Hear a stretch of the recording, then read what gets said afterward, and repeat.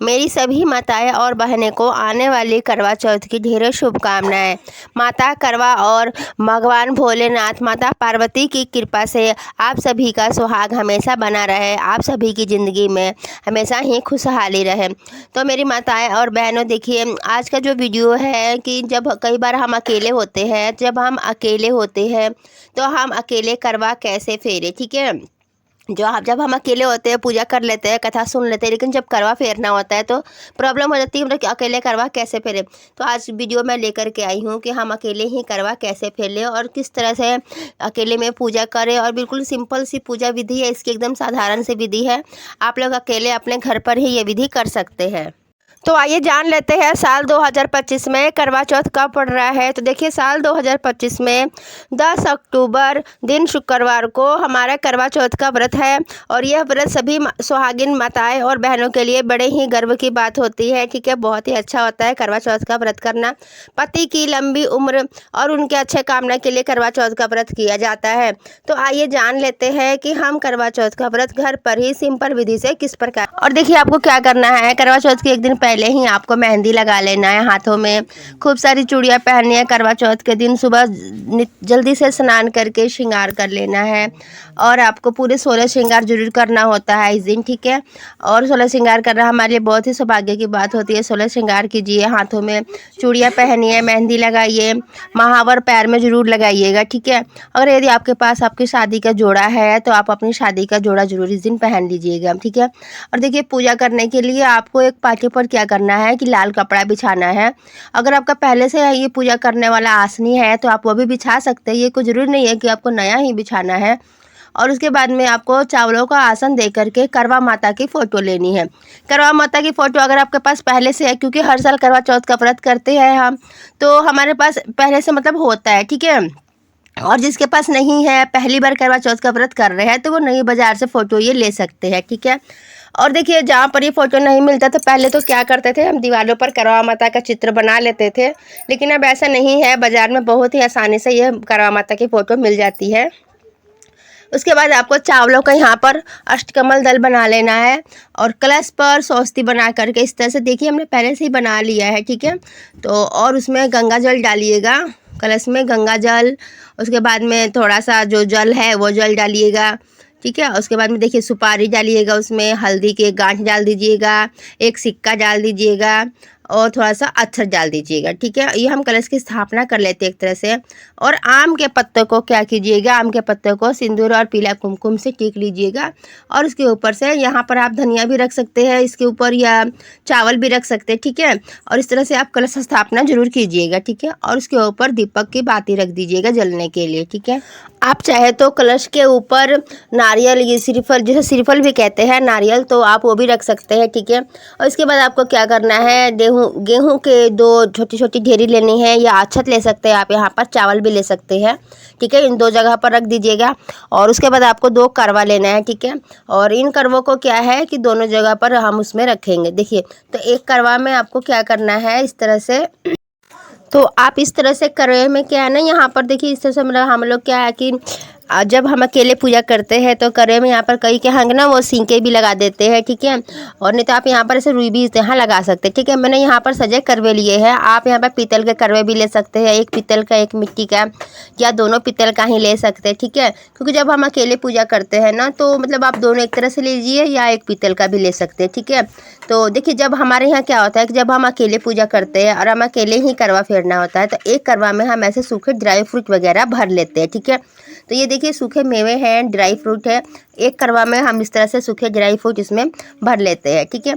और देखिए अब दूसरा करवा जो है इसमें हम जल भर लेंगे, ठीक है, इस तरह से। और देखिए दोनों करवे हमने भर लिए हैं, एक में ड्राई फ्रूट और एक में सूखे वो जल डाल लिया, ठीक है। अब इसमें हम लोग एक 1 रुपये का सिक्का डाल देंगे। इस तरह से दोनों करवा को हम ढक देंगे, ठीक है।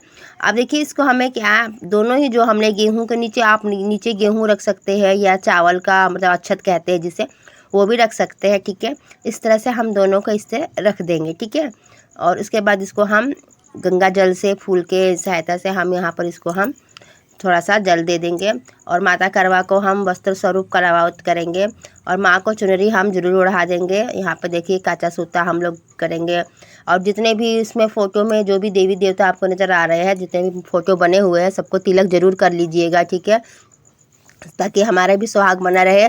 तो हम इसमें भी सबको तिलक कर देंगे और इस तरह से, ताकि हमारा अपनी कामना करेंगे कि हे माता रानी, हमारे जो सुहाग है हमेशा ही बनाए रखना, कभी कोई संकट मत आने देना, ठीक है, हमारे पति की उम्र लंबी हो। इस तरह से देखिए, और हम करवा को भी यहाँ पर ऐसे इस तरह से कर देते हैं, ठीक है। और अब देखिए, अब यहाँ पर हम सबको यहाँ पर अक्षत लगा देंगे, क्योंकि तिलक करने के बाद अक्षत लगाया जाता है।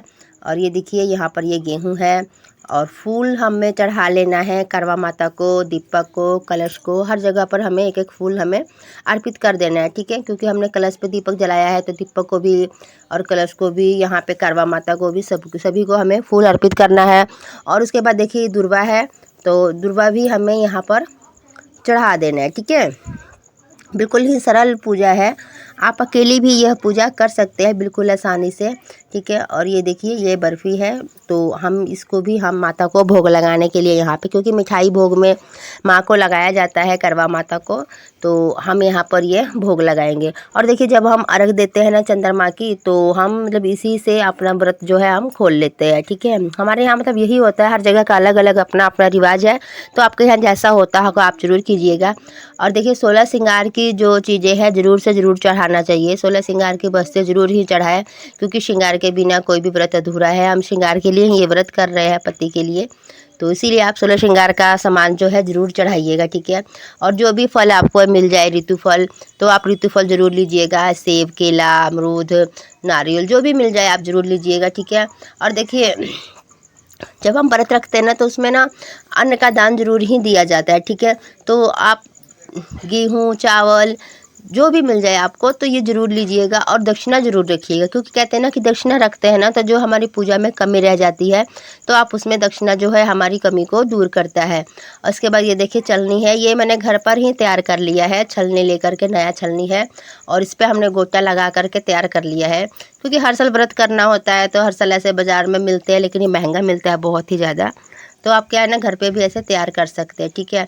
और ये देखिए, ये साड़ी है, तो जो साड़ी है हम, जबकि आप साड़ी भी चढ़ा सकते हैं माता को श्रृंगार के सामान के साथ में, ये अपनी मन की बात होती है, यदि आप चढ़ाना चाहते हैं चढ़ा लीजिए, वरना कोई बात नहीं, ठीक है, साड़ी।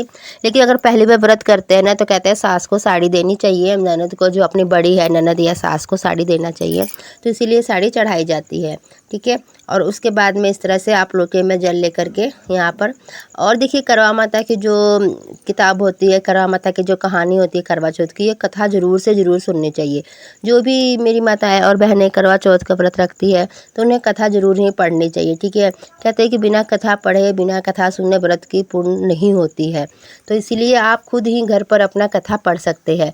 यदि आपको नहीं भी पढ़ना आता है तो कोई बात नहीं, आजकल मोबाइल में इतनी कथा वगैरह ऑनलाइन मिल जाती है, तो आप वहाँ से भी कथा सुन सकते हैं, लेकिन कथा आप ज़रूर सुनिएगा, ठीक है। और यहाँ पर इस तरह से करवा चौथ की अहोई माता की जो है पुस्तक यहाँ पर रख दीजिएगा, वो भी पूजा हो जाएगा, ठीक है। और देखिए, और ये जो गेहूं के दाने हैं, गेहूं के दानों को आप क्या कीजिएगा, थोड़ा सा इस लोटा में डाल दीजिएगा, ठीक है। और बाकी बचे हुए दानों को आप जो भी चुनरी साड़ी पहने हुए, ठीक है, उसके कोन पर पकड़ के, जो पल्लू होता है ना, तो वहाँ पर बांध लीजिएगा, ठीक है। कई जगहों पर क्या होता है ना कि करवा चौथ की कथा दिन में ही की जाती है, कई जगहों पर करवा चौथ की कथा जो है वो रात में की जाती है, ठीक है। तो देखिए, आपके यहाँ जो जैसा होता होगा वैसा कीजिएगा। और अगर दिन में कीजिएगा, तो ये जो लोटा का जल है, इस लोटा के जल को आप सूर्य भगवान को अर्घ दीजिएगा। और अगर रात में कीजिएगा कथा, तो इसमें ये जो लोटा का जल है ना, तो इस जल में से थोड़ा सा जल मिला के चंद्रमा को अर्घ जरूर दीजिएगा, ठीक है। देखिए, अगर आपके घर में कोई करवा चौथ की विधि बताने वाला है, या आपके घर में जैसा होता होगा आप उसके हिसाब से कर लीजिएगा।